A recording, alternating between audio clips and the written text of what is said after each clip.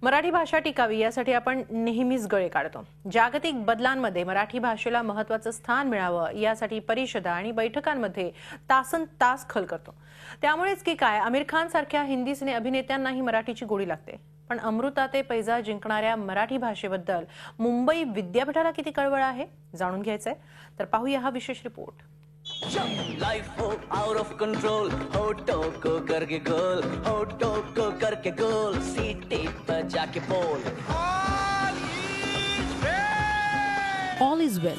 निदान मुंबई विद्यापीठात तरी तशी परिस्थिती नाहीये, कारण अमराठी भाषिकांना सोपे आणि सुलभ रीतीने मराठी शिकता यावं यासाठी मुंबई विद्यापीठाच्या जर्मन विभागाला संवादात्मक मराठी हा कोर्स सुरू करायचा आहे। येत्या जून पासून हा कोर्स सुरू करण्याचा जर्मन विभागाचा प्रयत्न आहे। त्यासाठी तब्बल 1,75,00,000 रुपयांची गरज आहे। मराठी भाषा शिकवण्याच्या या कोर्ससाठी ना विद्यापीठाकडे पैसे आहेत ना सरकारकडे। अशा परिस्थितीत चक्क सिने अभिनेता आमिर खान यानं मराठी भाषेसाठी मदतीचा हात पुढे केलाय। आमिरनं या प्रकल्पासाठी तब्बल 25 लाख रुपयांची मदत केली आहे। आमिरला मराठी शिकवणारे मराठी भाषेचे तज्ज्ञ सुहास लिमये या कोर्ससाठी मेहनत घेत आहेत। त्यांनी जर्मन विभागाच्या टीम बरोबर आमिरची भेट घेतली। आधुनिक प्रणालीनं मराठी शिकवण्याचा हा प्रोजेक्ट आमिरनं पाहिला आणि त्यानं क्षणाचाही विलंब न करता प्रकल्पाच्या एका लेवलसाठी लागणारी 25 लाख रुपयांची रक्कम देऊ केली। हमें मिली आमिर खान से, जिन्होंने हमें पूरे लेवल 1 के लिए पूरी राशि दी है। त्याला सगळ्यांनाच माहित आहे की आमिरने केव्हा सांगितलं होतं की ज्या राज्यात मी राहतो त्या राज्याची भाषा मला यायला पाहिजे। त्याच्या विधानावरून एक ध्यानात घ्या की तो इथे महाराष्ट्रात राहतोय म्हणून त्याला मराठी शिकायचं आहे। तो जर बंगालमध्ये राहत असता तर त्यांनी बंगाली शिकण्याचा प्रयत्न केला असता। त्यांनी हे सांगितलेलं होतं की राष्ट्रभाषा, राज्यभाषा आणि मातृभाषा यायलाच पाहिजेत आणि तो आपल्या शब्दाशी प्रामाणिक आहे। त्याने पैसे दिले म्हणजे आम्ही विनंती केल्याबरोबर ताबडतोब त्याने मान्य केलं की तुमच्या पहिल्या लेवलचा खर्च मी स्वीकारला म्हणून। एकीकडे अमराठी आमिर खान 25 लाख रुपये देत असताना विद्यापीठ प्रशासनाचा नाकर्तेपणा ठळकपणे दिसून येतोय। मार्च 2012 मध्ये या प्रकल्पाचं काम सुरू झालं, पण सुरुवातीला विद्यापीठानं कोणताही सकारात्मक प्रतिसाद दिला नाही। आमिरनं केलेली मदत पाहता विद्यापीठानं 1 लाख रुपये मदतीचं पत्र तर दिलं, पण त्याबाबतची बिलं अजून मंजूर केलेली नाहीत। शिवाय या कोर्ससाठी विद्यापीठाकडून कोणतीही अधिकृत परवानगी न मिळाल्यानं आमिरकडून मिळालेल्या रकमेचा फायदा देखील विभागाला करता येत नाहीये। त्यासाठी विभागाच्या शिष्टमंडळानं उच्च व तंत्र शिक्षण मंत्री राजेश टोपे यांची भेट घेतली। मात्र एक हाती रक्कम आम्ही देऊ इतकंच आश्वासन सरकारकडून मिळालंय। फाइनेंशियली 1 लाख रुपए का पत्र आया था जनवरी में। जब मैं जैसे ही 2 जनवरी को यूनिवर्सिटी खुली थी तो मैं बहुत खुश हुई थी कि चलिए कुछ मदद मिली, लेकिन उसमें भी हमारे बिल्स पेंडिंग हैं अभी। तो 4 बिल हैं जो अभी तक पेंडिंग है, तो वो रकम हमें एक्चुअली में मिली नहीं है। किमान 5-6 कोटी रुपयांची व्यवस्था या प्रकल्पासाठी लागेल। हा जो पैसा आहे हा फक्त विद्यापीठ देऊ शकेल किंवा एखादी व्यक्ती देऊ शकेल असं काही आम्हाला वाटत नाही आणि म्हणून आम्ही शासनाच्या पातळीवरही पाठपुरावा करण्याचा प्रयत्न करतो।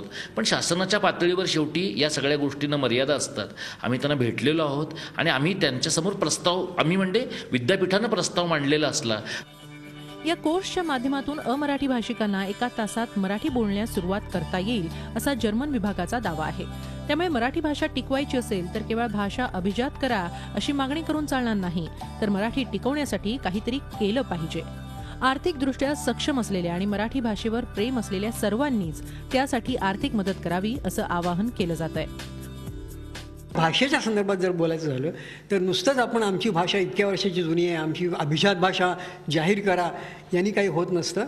अभिजात भाषा जाहीर करण्यासाठी ती भाषा आधी टिकावी लागते, त्याच्यासाठी आपल्याला राबावं लागतं आणि ती आपल्याला तयारी ठेवावी लागते। आज ह्याच्यामध्ये आपण कमी पडतोय असं मला वाटतं। मराठी भाषेसाठी एक अमराठी फुंसूक वांगडू धावून येतो, पण 150 वर्षांची परंपरा असलेल्या मुंबई विद्यापीठाला मराठीचा कैवार घेऊन राजकारण करणाऱ्या नेत्यांना आणि मायबाप महाराष्ट्र सरकारला कधी जाग येणार? Deepali Jagtap, Zee media, Mumbai. या संदर्भात आपण अधिक माहिती घेऊया, चर्चा करूया आमच्या प्रतिनिधी दीपाली जगताप यांच्याशी। दीपाली, मुंबई विद्यापीठ काहीसं झोपलेलंच दिसतं या बाबतीत। एक अमराठी माणूस पुढे येतो आणि 25 लाखांची मदत जाहीर करतो एका मराठी कोर्ससाठी। मात्र मुंबई विद्यापीठाकडून फारशी हालचाल होताना दिसत नाहीये। 1 लाखांचा चेक दिला जातो, मात्र तरी सुद्धा परवानगी किंवा बिलं मंजूर होत नाहीयेत। काय म्हणावं मुंबई विद्यापीठाच्या या कारभाराला? मुंबई विद्यापीठाचा जो भोंगळ कारभार आहे तो आपण वारंवार आपल्या समोर येतच असतो. विद्यार्थ्यांच्या समस्या असतात, परीक्षांच्या समस्या असतात.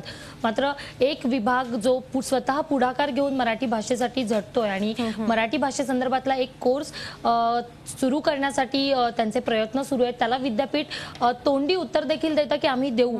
मात्र प्रत्यक्षात आपण पाहिलं की मार्च 2012 पासून हे विभाग आहे त्यांना हा कोर्स सुरू करायचा आहे. कागदोपत्री कुठलंही आश्वासन, कुठलीही मदत जी आहे ती विद्यापीठाने जाहीर केलेली नाहीये. 1 लाख रुपये फक्त आम्ही देऊ, मात्र त्याचे बिल देखील पेंडिंग आहेत विद्यापीठाकडे. त्यामुळे एकूणच जर एखादा विभागाला मराठी भाषेविषयी, भाषा शिकण्याविषयी जर काही करायचं असेल तर विद्यापीठ त्याला कशा पद्धतीने प्रतिसाद देत आहे किंवा सहयोग करत आहे हे आपल्याला यातून पाहायला मिळतंय. त्यामुळे पुन्हा एकदा जर आपण विद्यार्थ्यांच्या दृष्टीने देखील पाहिलं, विद्यापीठाचा जो कारभार आहे तो आपल्या समोर येतो वारंवार. त्यामुळे पुन्हा एकदा हे एक असंच उदाहरण आहे की विद्यापीठ प्रशासन जे आहे ते कशा पद्धतीने काम करत असतं आणि कशा पद्धतीने निष्क्रिय आहे याचंच हे एक उदाहरण आपल्याला या निमित्तानं दिसतंय. हेमाली, नक्कीच विद्यापीठ प्रशासनाचा कारभार नेमका न समजण्यासारखाच होतो आहे असं म्हणायला हरकत नाही. दरम्यान इतका विलंब का होतोय? मार्च 2012 पासून या प्रकल्पासाठी, या कोर्ससाठी प्रयत्न आहेत. आमिर खानकडून 25 लाख रुपयांची मदत मिळते आहे, मात्र त्यासाठी परवानगी मिळत नाहीये. विद्यापीठ प्रशासनाकडून या विलंबाबाबतची काही कारणं कळू शकलेली आहेत का? हेमाली, थोड्या वेळापूर्वीच मी विद्यापीठाचे जे कुलगुरू आहेत डॉक्टर नरेश चंद्रा यांच्याशी मी बोलले. त्यांनी मला सांगितलं की याबाबत मी विभाग प्रमुखांशी अधिक चर्चा करेल, मात्र जितक्या लवकर होईल तितक्या लवकर आम्ही ही जी प्रलंबित जे काही थकीत बिल आहे ते आम्ही लवकरात लवकर देऊ असं त्यांनी आश्वासन दिलेलं आहे. हिमाली, नक्की आतापर्यंत तोंडी आश्वासनच खरं म्हणजे मिळालेली आहेत. विद्यापीठ प्रशासनाकडून हे म्हणजे खरं म्हणजे अपेक्षित नाहीये, काहीतरी ठोस अशी कृती विद्यापीठाकडून, विद्यापीठ प्रशासनाकडून अपेक्षित आहे.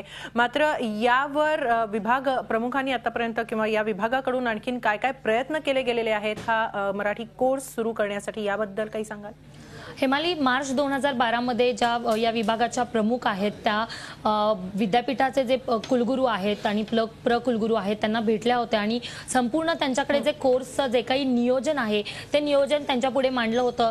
आणि आधुनिक प्रणालीने हा कोर्स खरं तर शिकवला जाणार आहे. विभागाचा असा दावा आहे की आम्ही एका तासामध्ये मराठी शिकवू किंवा संवादात्मक जे मराठी आहे ते यातून शिकवलं जाणार आहे. आणि युरोपियन जे देश आहेत तिथून ही प्रणाली त्यांनी अवलंबण्याचा प्रयत्न केलेला आहे. त्यामुळे याचा जो खर्च आहे तो मोठा असणार आहे.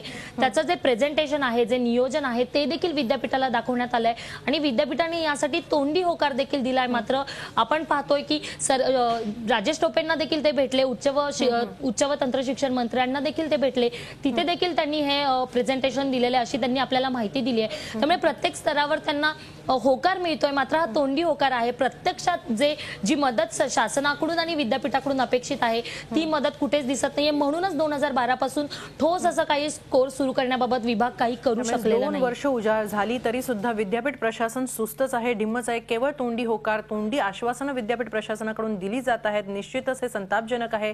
मराठी भाषा टिकवण्यासाठी काहीच प्रयत्न होताना दिसत नाहीयेत. मुंबई विद्यापीठाकडून लाजीरवाणी बाब आहे. धन्यवाद दीपाली, आपण दिलेल्या सविस्तर माहितीसाठी. झी 24 तास रहा एक पाऊल पुढे.